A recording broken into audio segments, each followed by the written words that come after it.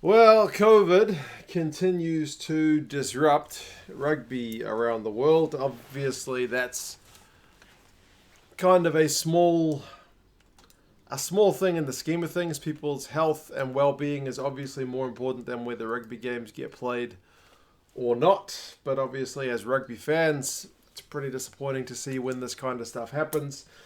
Two competitions have been affected by multiple games getting called off. The first one is the Autumn Nations Cup, and the second one is Super Rugby Unlocked over in South Africa.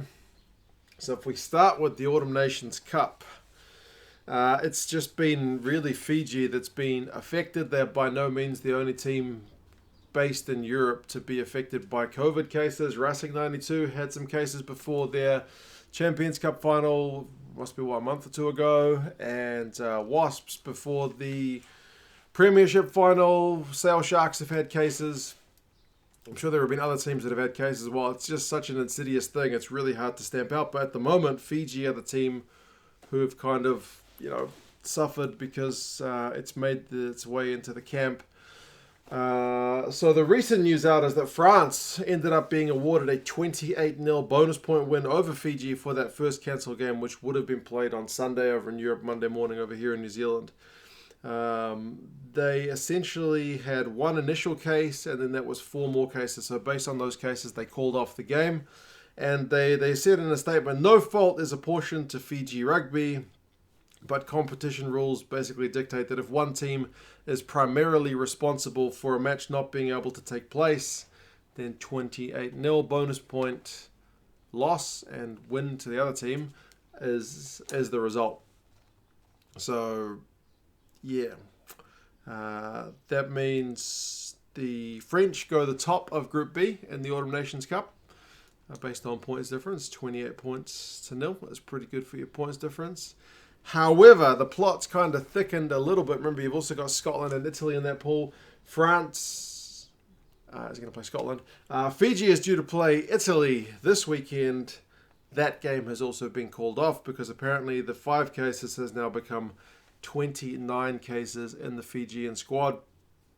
So that game has got no chance of going ahead. So it's going to be a 28-0 victory for Italy over Fiji. I can't imagine these will affect the world rankings because the game never got played. I'm just assuming that. But in terms of the competition log, they will be given a 28-0 loss. So Italy will get off the board because at the moment, they are last. Were they last? No, Fiji will be last. Well, they were last until this 28-0 got awarded to France. So, it'll be good for Italy to get some points, even if it's a kind of crappy way to do it. So, the Fijians still have one more game after that scheduled for November 28th. Whether that one goes ahead, who knows, man. 29 cases. It could be the rest of the squad. You don't know. It kind of makes me wonder, because obviously we had South Africa pull out of the Rugby Championship down here in the Southern Hemisphere. They're playing it in Australia. And we've got New Zealand, Argentina, and Australia playing.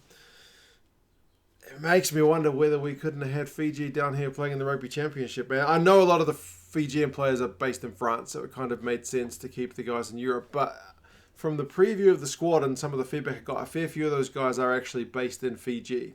So it kind of, I don't know, it just would have been nice to see the guys stand in for the Springboks and maybe not get 29 cases of COVID and maybe get some rugby going. But, hindsight's 2020, right? It would have been nice to get them into this competition as well. But anyway, that just is what it is. So the Autumn Nations Cup's a wee bit disrupted. I can't imagine if you're paying for the competition, you're going to get any refunds based on those games that are cancelled. But, all I can say is I wish the guys a speedy recovery. And hopefully, these guys all being pretty young should be in kind of low risk groups for any kind of long-term complications. So wish those guys all get well soon. For Super Rugby Unlocked, a third game has been called off. They initially called them postponed, but there's no way they're going to get around to playing them. The first one was the Lions and the Cheetahs, I think only in the second or third round of the competition. Then it was the Pumas and the Lions, and then this most recent one It has been the Sharks. So it's the third team. The first time was the Lions, the second time was the Pumas, and now it is the Sharks. Have had some confirmed COVID cases. So the Sharks game against the Stormers is called off. The difference being in Super Rugby Unlocked, when this happens, the game gets called a draw, 2 points each, rather than a 28-0 loss. So a different way of dealing with it. But what that does mean, the Bulls, who haven't had any of their games called off and have just lost the one game, they are now not able to be caught. They were probably going to win anyway because they were playing the Pumas in the last round, which is a game they would, by all likelihood, win. But yeah, they can't be caught because the teams chasing them can't get enough points because that game's going to be called a draw between the Sharks and the Stormers. They said of the Sharks, a significant number of the squad is in isolation. So yeah, it's pretty concerning that in a 7-week competition, we've had 3 teams affected. I mean, it's such an insidious one. It's such a hard one to manage. How do you keep people in their bubbles? I don't know, man. Different sports have kind of dealt with it in different ways.